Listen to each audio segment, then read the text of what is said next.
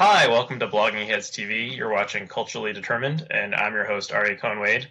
And my guest today is a repeat guest, someone most Blogging Heads and Meaning of Life TV fans probably know well. Dan, could you introduce yourself? I'm Daniel Kaufman. I host the Sophia program on Meaning of Life TV, and I'm a professor at Missouri State University of philosophy, professor of philosophy at Missouri State University. So thanks for doing this this evening, Dan. So this actually is a kind of debate that we're moving from the comments section to video. And I think the basic question is, does popular culture as epitomized by TV, but maybe pop culture in general, does it suck now? Was it better at a different time, perhaps when you were a young man? The 1970s maybe? Is TV's golden age now is this just hype, or is TV actually really good? I mean, what do you think? Yeah, so I guess this came out of a discussion that we had on one of your earlier videos, and I don't remember the dialogue wasn't about this topic, but somehow this issue came up, and I said something to the effect of that the high watermark of American television was the 1970s. And you thought that was completely incorrect, and you said that you thought that the high watermark really is recent. I guess. Yeah, it seems crazy to me to say that the 70s are the true golden age of TV. Yeah, to get your time frame, would you say from sort of The Sopranos on that time period roughly? Yeah, I would say there was some great stuff in the 90s, especially in terms of comedy. Friends and Seinfeld. And in terms of drama and what now is called prestige television, I would say Sopranos started it, and we're still in that era. It's been about almost 20 years now. Yeah. So we disagree on this, and so I guess the question is, so how do you want to proceed? Do you want me to sort of make a case? I mean, do you want me to make your brief, make the case. Try to convince me that TV was actually better in some. You're the philosopher of aesthetics, not me. Part of the let me know what you think. Right. So part of the problem is that better in what sense? I mean, there's no such thing as better generally. I mean, there's better in various ways. Obviously, it's also a bunch of the different types of better are going to be subjective, right? So there's no point in me telling you that vanilla ice cream is better than chocolate if you like chocolate better. Right. And so that's not the sort of place where you have a sort of a fruitful conversation. I mean, we want to talk about better in ways that are at least somewhat objectively measurable. So things like amount of influence, size of audience. The last episode of MASH had a larger audience than every single show you like put together, right? I mean, right. And so what I was saying, the case I'd want to make is that the 70s in television in America represented the high watermark in the sense of its influence, its cultural influence, and it's cultural, both influence and cultural reach. Its cultural reach. Certainly, if what you're talking about is cinematic quality, if what you're talking about is how close can we come to making TV that's of the production value level of movies, then of course there's not even close. I mean, today is a bazillion times better. But to me, when I talk about popular culture, and I hope also maybe music will be a part of this discussion. To me, what's really interesting is the question of its influence, its cultural influence. Because beyond that, to me, really, it is a matter of subjective, what it is you really like and what it is you don't like. But when we talk about matters of cultural influence, that's somewhat a measurable in an objective sense. Right. Well, you have cultural influence in terms of, the urban legend, or maybe it's true about like the water pressure in New York City dropping during the MASH finale because everyone was going to flush the toilet at the same time. So, you never heard that one before? No, I haven't. I've seen the numbers. I mean, I know how many. I mean, over 100 million people watched that. Yeah, so that's staggering, right? Yeah, that era is gone and will never return, because of the technological diffusion and the fact that there's a million channels now, and the internet and everything else, and Pokemon Go, and other fun things. So okay, have a whole show on that. yeah. Well, that's a different topic. That's the death of the West. Yeah. Okay. So I agree with you in terms of that, but then I have to return to quality. I mean, there's no accounting for taste, and there's no objective ranking of this is six quality units and that's 9 quality units. Right. But at the same time, when did you ever go and rewatch the finale of MASH? Oh, and yeah. To recall, yeah, I still cry. Okay, well, I've maybe seen half of a MASH episode in my life. I mean, it's on in reruns on TV. Yeah. It had influence in its day. I've seen the movie, but Hot Lips Houlihan, was that the character's name? I mean, and Hawkeye. Like I know who these people are. Alan Alda is still with us, thankfully, but I don't know if there's like people who are going to like binge watch MASH on Netflix. Well, like you could like binge watch The Wire or Friends or Sopranos. Yeah, I mean, look, I intensely dislike binge watching, and I think it's a sign of culture gone wrong. I mean, I think we have Pokemon Go and we have binge watching. I do think that there is something valuable and important, and I think very telling about watching a serial program in the manner that it's intended to be watched, and that is episodically once a week. I think that this sort of, today I was in the movie theater, and they actually have a name for this now. When you've binge watched your favorite show and there's no time and there's nothing left, it's called a show hole or something like that. And there was some pathetic commercial for some service, to fill your show hole. And I thought to myself, that's that. And I this thought is to a myself, family program, Dan. I saw this commercial at Finding Dory. Okay, it was not.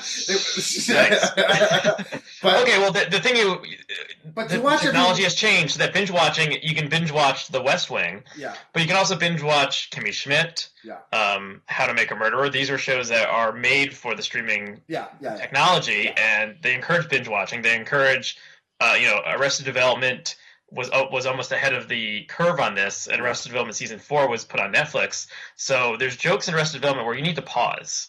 There's no way you can get the joke because it's on screen for like a second, like a block of text. So these shows are so dense that they require, for you to, if you want to get every single joke, you need to have a vast pop culture knowledge, and you need a pause button, and you need to like watch it 3 or 4 times because of the intense layering. Yeah. So I mean, it's just like the product has evolved. Like Arrested Development is 3 levels up from MASH, which was like 2 levels up from The Honeymooners. Yeah, but see, I wouldn't look at it that way. I don't think MASH is better than The Honeymooners. I mean, The Honeymooners is some of the best television ever made, in my opinion. And let's just put it this way. In 200 years, everybody will still know who Jackie Gleason was. I'm not sure anybody's going to know who the guy who played the guy in Mad Men was. There is a kind of cultural effect. I mean, and I agree with you that the time is gone. I feel a little bit the same way about popular music. I feel that we're in a time now when, no matter how good something is, it cannot have the kind of cultural impact that pop culture used to have. And I think that that's to all of our detriment. I mean, I actually think that's a bad thing. I think it's bad when there isn't anything that's sort of nationally shared culturally. Yeah. And I actually have, theories about this having to do especially with young people. I actually think that this is part of the reason why young people have been relatively disempowered, is because their popular culture doesn't have the sort of national cash, the national how should I call it, a cultural capital that it used to. That's interesting. That it used to. I mean, students in the 60s could stop a war.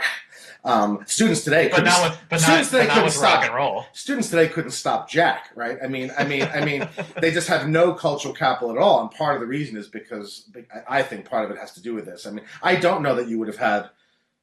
I mean, these are counterfactuals. They're impossible to. They're all guesses, but I don't see how you take out '60s music from the cultural and political revolution that was going on. I don't know that you can. Right. Yeah. Well, there's a lot of interesting stuff here. Have you heard? Yeah. I'm actually reading a book right now that is what you were discussing is like the central thesis of this book. It's by Chuck Klosterman. It's called "But What If We're Wrong." Have you heard about this? Yeah, I love him, although I've not read that one. Okay, so I'm only in the middle of it, so I can't speak authoritatively. But Klosterman is a cultural critic and primarily a rock and popular music guy. He wrote an amazing book called Fargo Rock City, which is just absolutely incredible. So the idea behind this book is what from our current era will stand the test of time? And if there still is an America in 500 years, what will they look back on and say, this was the TV show, this was the book, in the way that we say, you know, Shakespeare was the playwright of Elizabethan England. Yeah. And he talks a lot about rock music, and he says, people have been proclaiming that rock was dead since, I think, 1969.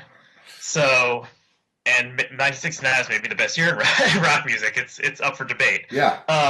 So there's always people saying this thing is over, and there's always going to be debates about what is the important cultural product. He talks about Moby Dick and how Melville was a very popular writer, but Moby Dick was a giant flop. Yeah, and it wasn't until like 1920 or so, 70 years after it was written, that people went back to it. They reinterpreted it, saw it as a novel that anticipated the Civil War in some ways.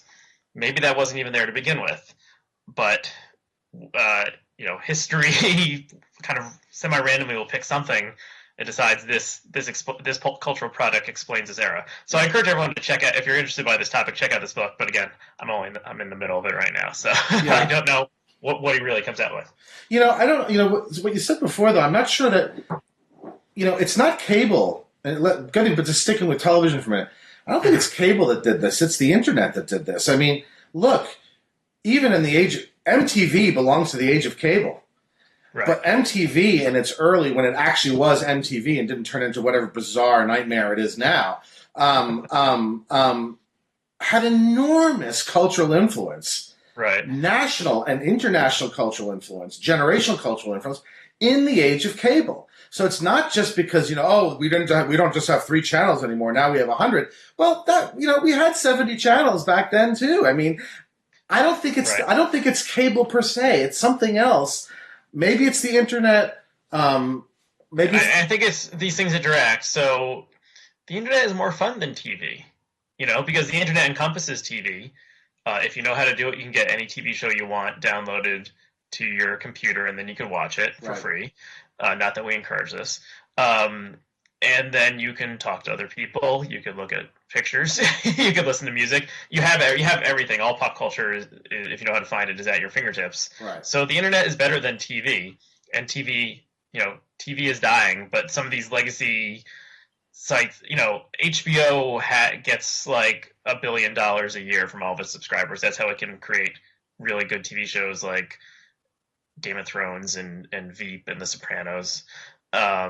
So they have a ton of money, but all the networks are really floundering because their model is broken and is headed for the ash heap of history.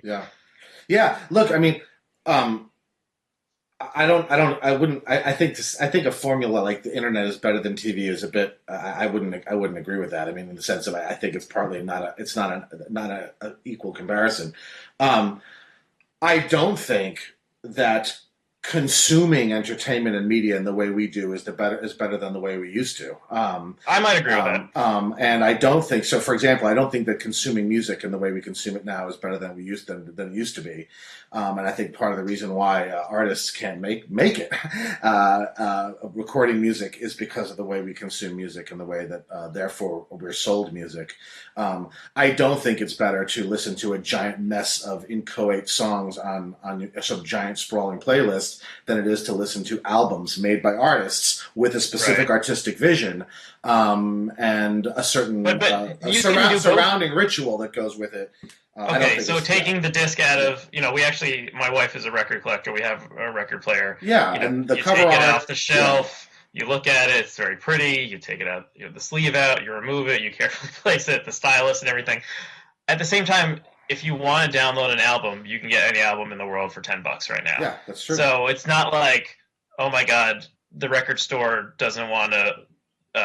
They sold out, and when there was something called race records, they wouldn't carry black artists. You can get whatever you want. Yeah. And the gatekeepers are no more. So it cuts both ways. It's kind of my economic determinism or technological determinism point.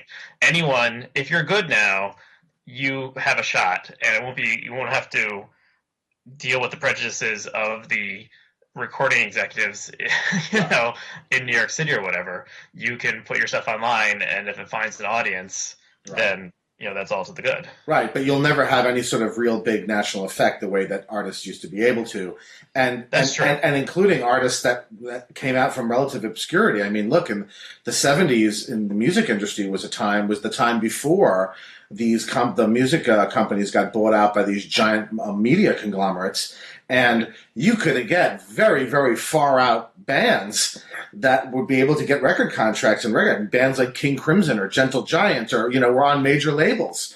The Rolling Stones are pretty far out there, right? I mean, some of it certainly is. Some of the Beatles was pretty far out. Certainly, the early Pink Floyd was really far out. It got a little less far out, but it stayed pretty far out. So I guess I don't. I think increased accessibility is good, but I think the downside is that with increased accessibility comes a kind of inchoate, jumbled sort of mode of experience that I think is. Right. I mean, it's not just the ritual of taking things out. I actually think it's somewhat good that the music maybe need not be portable, right? I mean, that that friends will gather in a single place in order to do something. The same thing with watching a show, right? Okay. My parents and I used to sit and we would watch Mary Tyler Moore together, or we would watch All in the Family together. And now my daughter sits in one room with her iPad and watches one thing. I sit in another room on my computer and probably play Fallout 4 for the second 200th hour. And my wife is sitting on her phone, endlessly watching stupid jewels fall up and down the screen. And if you ask me, which do I think is a better model, I'd say the older one, right? Right. I mean, if you wanted to enforce a kind of time span limited Ludditism on your family, right. And unplug the Wi-Fi and take the cable out and put the bunny ears up and say we are watching whatever the hell is on CBS tonight, and it'll probably be bad, but we'll all be watching it together. Right. You could do that, so the possibility still exists. But I agree, that common culture. I mean, people used to gather around the piano, and someone in every family knew how to play the piano, and it was usually a woman. And that was family time, and that's kind of the origins of the music industry. Is popular songs would be written on sheet music. Yeah. So, but this is constantly changing. I'm sure the people who are making records originally were criticized because now it won't encourage women to pursue the womanly art of singing and playing the piano. Sure. It's always changing. It's always in flux. Yeah. I want to be very careful. I'm not a Luddite. I employ all these technologies. I'm hosting a show online. I publish an online magazine. Yes. I want to be very careful and what I'm not saying. I mean, I also agree with you that these changes are inevitable. I agree with you that we are not going back. I think that any kind of reactionism about this is obviously ridiculous and foolhardy. But I do think it's important. I think that it's also important, though, to avoid the mistake of thinking that everything that's newer is always better. And that mere forward momentum always means progress in a normative sense. And I think it's healthy for us to repeatedly revisit the question, we have more of this, but is it better? We're doing more of this, but are we doing it better?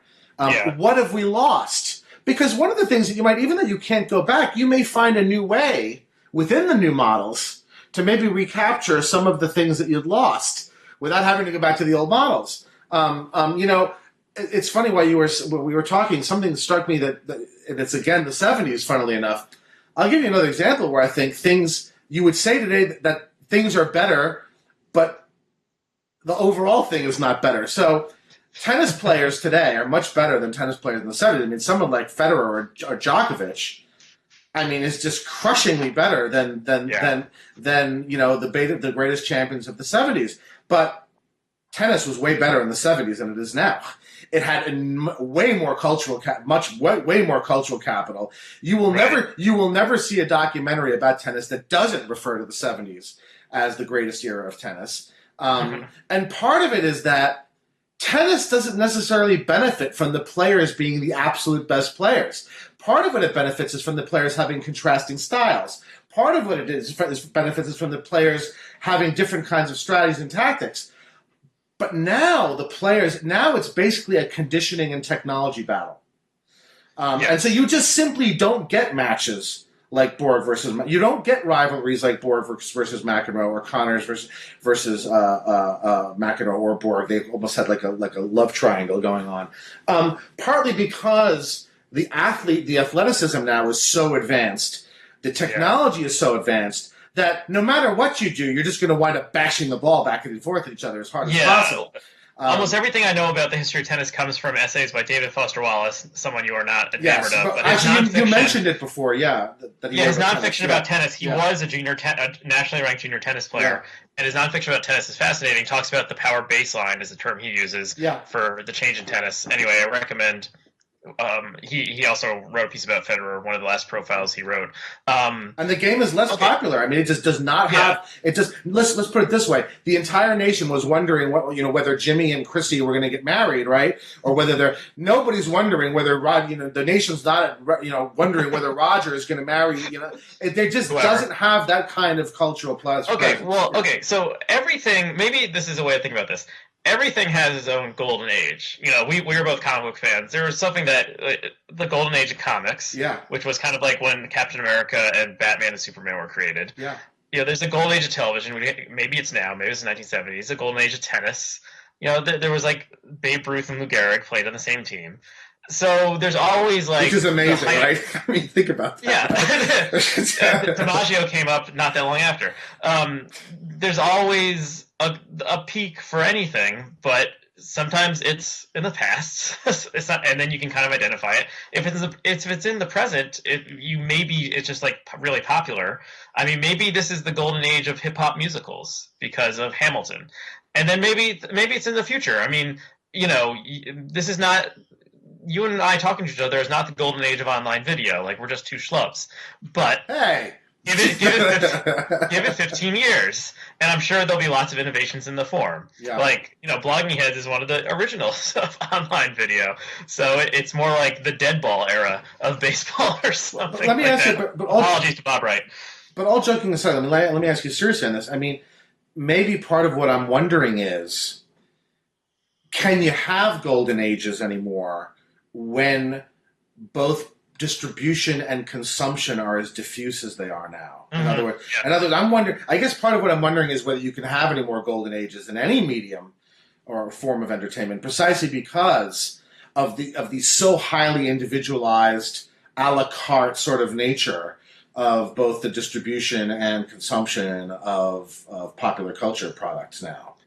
Right. So maybe in terms of like my economic determinism theory, for something to be a golden age, a lot of people need to be paying attention to it, and a lot of people need to be spending money on it. So, like, baseball was the national pastime in the 20s and 30s, and, like, stadiums were packed every single day in cities across, the eastern half of the United States. So there was a lot of money to give to Babe Ruth or Lou Gehrig or whoever. And then you could say the same thing about TV when there were only 3 or 4 networks. Maybe we live in the golden age of superhero movies. Superhero movies were not a thing really before. No. There was the Superman movies, the Batman movies, but those were like a couple movies over the span of 20, 30 years. And now every movie is a superhero movie, so people are sick of it. But a lot of them are really good. I saw Ant-Man on DVD. Excellent. It's just a funny, enjoyable movie. Maybe this is the golden age of that. And then it'll be something else. Maybe we'll have like a second golden age of like Westerns or something, or Western novels. Who the hell knows? There's no way to predict it, but those superhero movies also make $1 billion each. So there's a lot of money to put into them, and people want to make good stuff, not garbage. So I don't know how this all fits in. What do you think about that? Well, we did a really interesting discussion on superhero movies before, the superhero movies. I mean, I just was talking to my wife about this today when we left Finding Dory, which I enjoyed tremendously, I should say, and that is that. I think that superhero movies now are benefiting from, in a sense, the death of the movie theater, in the sense that the superhero movie is the last kind of movie that people are still going to be going to a theater to see, because that's something you really do want to see in a giant screen with surround sound, simply because of the effects. Whereas you don't need to see my dinner with Andre. You don't need to see or Right. on Golden Pond. You don't need to see a giant surround sound theater. Yeah. And so I do think that the superhero movies are sort of benefiting from the movie theater's misfortune.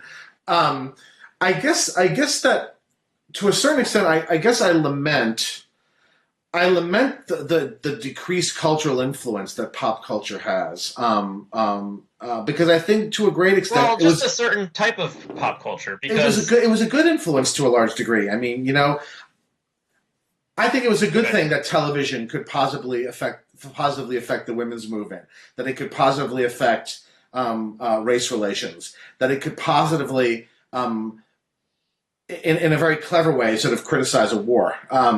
I think that that's a good thing, partly because it's so accessible to so many people. It's, in a sense, the people's culture. And so to the extent to which it then has an effect on people in the corridors of power, it's a very direct way for the people to have an effect beyond voting. There's a democratic sense to TV shows like, Taxi or Cheers that, the stuff that is the equivalent of Cheers and Taxi there is like The Big Bang Theory or Two and a Half Men, and these are kind of like crap products in a way that Cheers is rewatchable. It's on Netflix right now, and you can watch those old episodes, and they're very well made, and they're still funny 30 years later. And so I guess go ahead. No, I'm sorry. So I guess, and this is maybe tying two things together that may not fit so well, but I mean, what I was thinking was, I agree with you 100% that in terms of quality, the contemporary shows are far better, just like the contemporary tennis players are far better quality in terms of just those sort of production values. Yeah. But I guess that maybe I didn't want my small screen entertainment to be better than blockbuster films in that way. I wanted my small screen entertainment to sort of have this other kind of effect. It was sort of a weekly meeting spot for tens of millions of Americans to sort of gather around a sort of set of comfortable characters and relatively familiar scenarios, and maybe even talk about some pretty serious things in a not so serious way. And I guess I just don't, The Sopranos is an amazing show, but what thematically comes out of it? Nothing. All in the Family, I could list to you 6 or 7 really important things that show talked about that were going on in the culture right at that time, right? And I guess I just don't see that in the current very slick, very high production value television. Sure, we have a meth problem, but Breaking Bad doesn't address the meth problem in the way All in the Family addressed women's issues. Or just this is not me bashing it. I'm trying to give a sense in which I do think the better is not always better, maybe? Okay, I see what you mean, I think. So, but I think a counterexample to your point would be The Wire, which is a great show about America and is about the war on drugs, which is a Central American problem, and also about race in America, which is I would agree with that. The Central American problem. So the stuff, Breaking Bad was a very well told story, but I don't think really touched on like deep. Yeah, it was a personal story, really. Yeah. It wasn't. Yeah, I think Sopranos does though. I mean, it's about the death of a certain kind of myth about America. I mean, it's in that first episode where he says something like, oh God, I'm blanking on the name. He mentions a classic, Gary Cooper. He mentions Gary Cooper, and he says, whatever happened to Gary Cooper?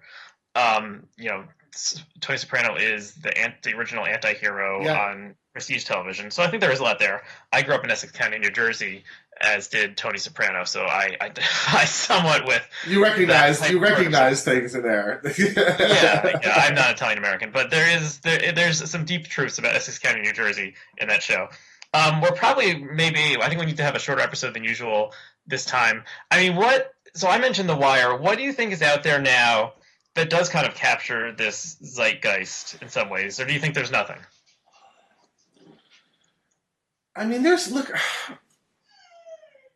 part of this is maybe it's also unfair because once a major issue is broached and covered and sort of addressed, it can never be done so again. And so, we've already had a women's movement. We've already had, I guess I'm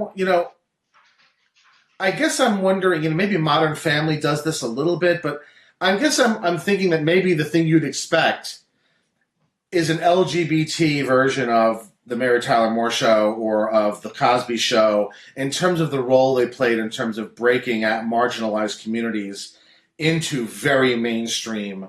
But the thing is that I also wonder whether maybe in the case of this, gays have already become so mainstream in so many other ways into American culture that they don't need TV to do it for them. Yeah, well, I mean, there was Will and Grace, which which was yes. one of these '90s NBC sitcoms that were well made, and it was a pretty innocuous show. I think there wasn't a male kiss on the male to male kiss on the show until like 5 or 6 seasons in, so it treated it very tentatively. But a lot of people do cite that as a show that changed attitudes, and there's people just who are real life people, Ellen DeGeneres, Caitlyn Jenner, who are media figures because of talk shows, reality television, and they bring home these, the fact that these are humans, just like you and me. So that's not fiction, but it's still like a media product. Yeah. So I mean, I guess maybe what part of it is that many of these big major issues have already been bridges have been crossed, and so they can't be crossed again. You can only do that once. And maybe some of the ones that are up and coming, there are other ways that these things are becoming mainstreamed, other than through television and other than through these sort of explicit either programs or songs or so it may just be that we just are never going to have shows like that again in terms of their cultural impact, even separate from the issue of distribution and how these things are watched. Or maybe it won't be a show. Maybe it will be a video game. You play video games. Yes, maybe it will be Pokemon Go. Who the hell knows? There's new stuff happening all the time in the world, and because of the internet, we can catch anything. Maybe the Great Turkish TV show is being made right now, and we can get it translated and streamed on Netflix within a year. So I think that's also good. Yeah. I mean, video games is a good example. I play mostly what are called RPGs, which are role playing games, and a lot of these games now you can have in relationships in game. And the ability to have gay relationships is now ubiquitous in role-playing games. I mean, I can't think of a single one now where you can't romance characters of either gender. And you can have relationships with real people if you're playing an online sort of game. On the online version, you can talk to real people. And then it could be some person who's autistic and lives with their parents somewhere in Toledo, Ohio, who could have a meaningful relationship because of the video game, and they couldn't have that by watching. No, it's a passive medium. You can't, absolutely. So no, I am not really so much critical of. I'm not so much dumping on popular culture today as I'm thinking that we did lose some things that I thought were really quite important, and I don't see them being replaced. Maybe they're being covered in other areas, but I do think that we lost some things that are important. I don't know if we were awfully divisive back in the days of Nixon, right? But it didn't seem disintegrated like it is now, and I don't know if that isn't partly because there really isn't anything that everybody shares anymore, right? Yeah, in these past couple of weeks, there's been a lot of stuff about is this 1968? Is something? No, it's worse. To break down, and it's not. It's worse. Well, there's no draft. There's no war. There's no Charles Manson or the Weather Underground. No, I meant the political, but our political situation, I think, is even worse. I mean, okay, yes. but societal disintegration is not at hand in the way it seemed like it could have been at hand in 1968, which led to the election of Nixon. So, I don't think we're on the brink. Maybe not an overt sort of. Maybe not in a sort of an overt. By disintegration, you mean burning the cities to the ground, right? But I do think that we're experiencing a kind of maybe mental disintegration from each other. That's much worse than it was back then. Not to go on Trump, but I mean, I think Trump's going to destroy the Republican Party. I think it's going to fracture. I think it's going to fracture into 5 or 6 pieces, and I think we're now going to have a country that's almost so regional that I'm terrified of what's going to happen in the part of the country that I live in once this disintegration happens, because it's going to become even more extreme, more right wing, more sort of isolated and hostile because of it. And I just see it. Well, you're in the state that was the southern state that's stuck up into the north Yeah. during the Missouri Compromise. Yeah. I'll just say maybe what's going to unite everyone is Pokemon Go. Have you thought about that? Oh, Everyone can play it from age 8 to 80. I'm joking, but honestly, someone told me a Pokemon showed up in the Holocaust Museum. Now, if that's true, that's true. Just that really, is true. really, but really. This is 5 years ago. You never would have thought that something like Pokemon Go could exist, and now people are walking around. I was walking around one of the Frederick Law Olmsted Design Parks in Rochester, and I was just looking at the Google map to find my location, and a guy came up on the bike and said, "Are there any Pokemon here?" And I said, "I don't know, man." But that conversation could have continued, and I could have made a new friend if I really wanted to. Right. So there's still hope, I think. It may have a greater impact than Michelle Obama's obesity initiative, right? I mean, yeah, people are doing that. Yeah, this guy just stranger. How often does a stranger just come up to you and talk to you about something? This guy wanted to talk about Pokemon. I didn't have anything to say, but maybe next time I will. Okay, Dan, I think we've come to a good stopping point here, but maybe we'll pick up this conversation at sometime in the future. I'm sure we will talk about other things in the future. So, as always, it was a great pleasure, Aryeh. Okay, so you've been watching Culturally Determined. Thanks to all of our viewers and listeners, and we'll see you again next time. All right, take care.